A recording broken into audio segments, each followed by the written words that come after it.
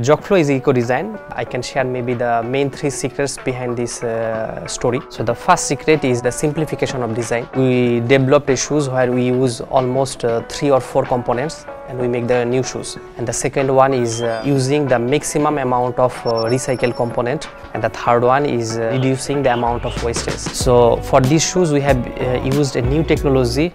It's called 3D knitting, which help us to make a upper with zero waste.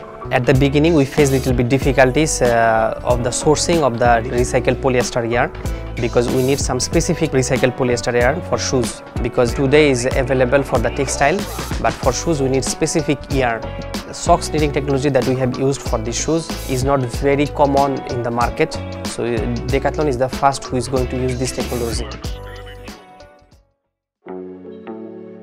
L'éco-conception, c'est avant tout réduire l'impact environnemental de notre produit, tout en gardant les performances techniques qu'on peut avoir. Parce qu'un produit, ça sert à rien de le commercialiser si en abaissant son impact, on perd en technicité. Alors sur un skate, on n'a pas grande marge de manœuvre à part le deck. Les trucks et les roues qui représentent le plus de poids dans l'impact environnemental du produit. Donc là, parmi les critères éco-design de Decathlon, il faut avoir un certain taux de matière recyclée dans la masse totale du produit, ou alors réduire son impact environnemental de 10% selon 2 critères. Et nous, on a travaillé sur les 2 côtés, en mettant une grosse part de PP recyclé, du polypropylène. On a mis un peu plus de 83% de PP recyclé dans la composition du deck, qui permet du coup d'atteindre un taux de plus de 40% de matière recyclée dans le produit. À la base, le skate il est nu, c'est-à-dire que la couleur de la matière recyclée elle est gris, verte ou noire. Et ensuite les taches que vous voyez en dessous, c'est des taches qui ont été faites de manière unique, c'est-à-dire qu'on ne pourra pas retrouver dans le magasin 2 planches identiques. Et du coup, mention spéciale au packaging qui ont fait un gros travail parce que c'est pas simple de retirer le plastique de leur packaging.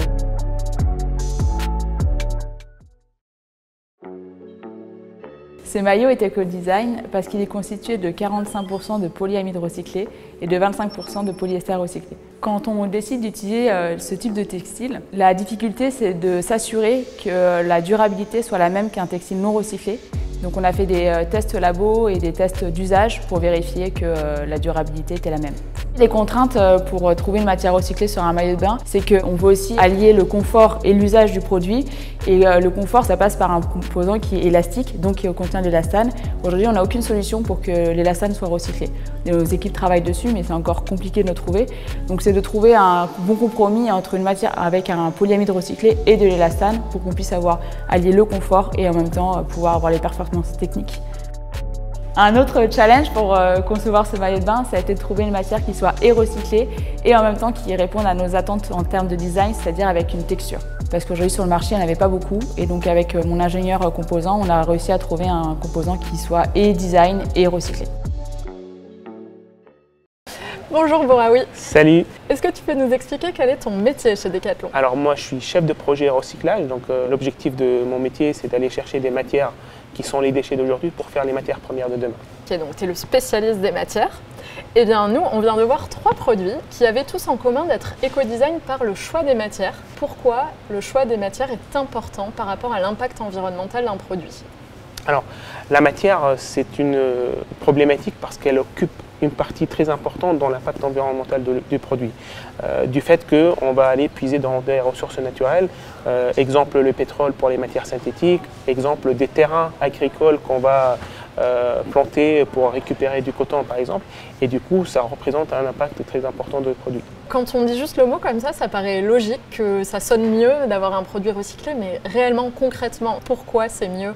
Alors quand on part de matières vierges, par exemple les matières synthétiques qui sont issues du pétrole, on utilise du pétrole.